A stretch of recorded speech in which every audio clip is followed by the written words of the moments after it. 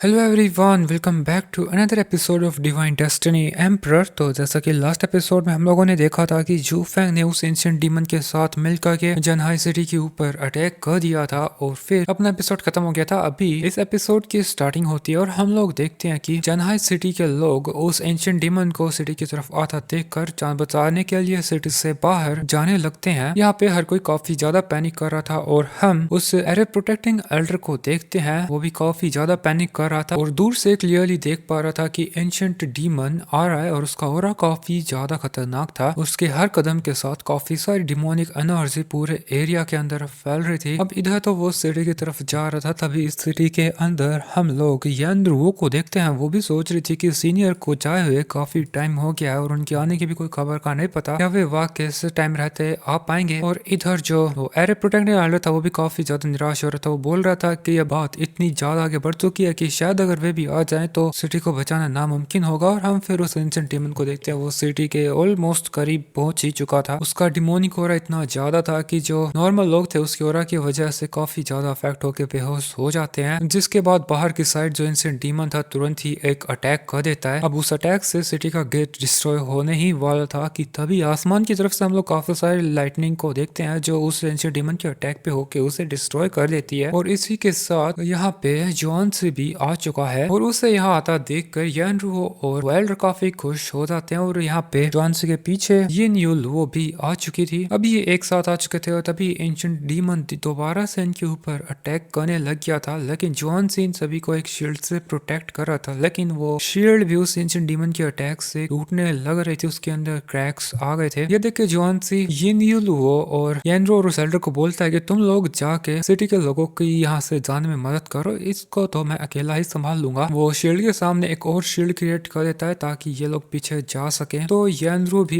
देख के बोल रही थी, काफी ज्यादा डर उसके चेहरे पे था। वो बोल रही थी, सीनियर ये एंशिएंट डीमन काफी ज्यादा पावरफुल है, अकेले इसका कैसे सामना करेंगे।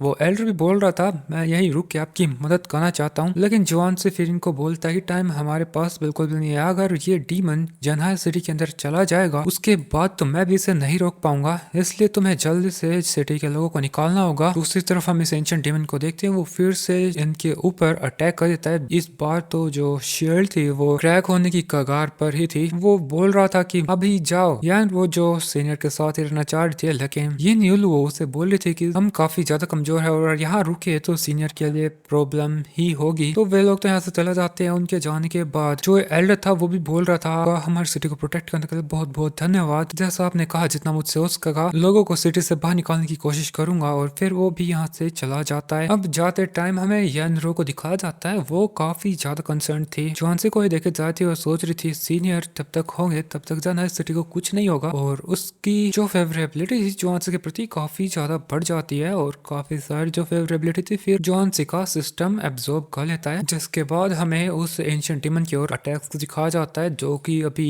काफी ज्यादा खतरनाक होते जा रहे थे। उसके हर एक अटैक की वजह से जो सिटी की मेन वॉल थी उसके अंदर क्रैक्स पड़ जाते हैं। दूसरी तरफ जो लोग थे वह भी उनकी जान बचा के भाग रहे थे। जिसके बाद हम जॉनसी को देखते हैं, वो एंशिएंट डीमन लगभग उसके करीब आ चुका था और उसके जैसे वो सामने आता है तो फिर से उसके ऊपर अटैक कर देता है। इस बार जो जॉनसी को शील्ड प्रोटेक्ट कर रही थी वो पूरी तरह से क्रैक करके खत्म हो जाती है। तो जो फैन था वो जॉनसी को बोलने लगता है कि सो कॉल्ड डिवाइन एम्परर, मैं भी देखना चाहता हूँ तुम्हारी एबिलिटीज क्या है, एंशिएंट डीमन मार दो इसे। और फिर जो वो एक अटैक कर देता है तो जॉनसी भी इधर स्माइल करने लगा था और वो फिर से जो उसकी फ्लूट थी उसको बजाना शुरू कर देता है और उससे काफी अच्छा म्यूजिकल जो वेव थी वो निकलने लगती है। और उस म्यूजिक को सुन के जो एंशिएंट डीमन था वो भी शांत हो जाता है और आगे अटैक नहीं करता। इसके अलावा काफी सारे और जो फायरफ्लाइज थे वे भी आ चुके थे। जूफेंग को लगता है कुछ गड़बड़ है और वो फिर से एंशिएंट डीमन का पूरा कंट्रोल वापस से लेकर के जॉनसी के ऊपर अटैक करने लग गया था। इधर जॉनसी के सामने भी उन रेड फायरफ्लाइज ने एक अटैक क्रिएट कर दिया था जो कि एंशिएंट डीमन के लास्ट वाले अटैक को रोक देता है, जिसके बाद एक बार फिर से एंशिएंट डीमन शांत हो जाता है और इनके इर्द गिर्द काफी सारी और जो रेड फायरफ्लाइज थी आ जाती हैं और वे अटैक करने लगी थी। उनके एक एक के अटैक से तो एंशिएंट डीमन को कुछ हो नहीं रहा था, जिस वजह से जो जू फेंग था वो काफी ज्यादा गुस्से में आके फिर से एंशिएंट डीमन को जुआनसी को मारने का आदेश देता है। तो वो भी सीधा जुआनसी की तरफ जंप करके उसको एक पंच हिट करने वाला था, तभी जुआनसी के एक ऑर्डर के साथ रेड फायरफ्लाइज का जो एक ग्रुप था वो सीधा ही एंशिएंट डीमन के रास्ते में आ जाता है और उसे उसकी की पोजीशन में फ्रीज कर दिया था। वो फायरफ्लाइज का ग्रुप इतना ज्यादा तादाद में था कि एंशिएंट डीमन हिल भी नहीं पा रहा था और उन फायरफ्लाइज की जो फायर थी वो उस एंशिएंट डीमन की जो डिमोनिक एनर्जी थी अभी उसे बर्न करने लगती है। तभी जो एंशिएंट डीमन था वो उसकी डिमोनिक एनर्जी का एक ब्लास्ट कर देता है और काफी सारे जो फायरफ्लाइज उसके इर्द गिर्द थे वे मर जाते हैं। यानरो ये देख के बोलने लगती है कि सीनियर की डिवाइन पावर्स भी इस एंशिएंट डीमन को हर्ट नहीं कर पाई, सीनियर सावधान रहना। दूसरी तरफ तो जू फेंग था वो बोलने लगता है, डिवाइन एम्परर तुम्हें क्या लगता है कि एंशिएंट डीमन की जो सोल है वे इतनी ज्यादा वीक है? तुमने अभी उनकी असली पावर देखी ही कहाँ है? और वो एंशिएंट डीमन पे खड़े हुए जुआनसी की तरफ बढ़ रहा था। वो बोल रहा था कि ये मामूली से पत्थरों से बना कोई स्टैचू नहीं है बल्कि एक रियल मॉन्स्टर है। जिसके बाद वो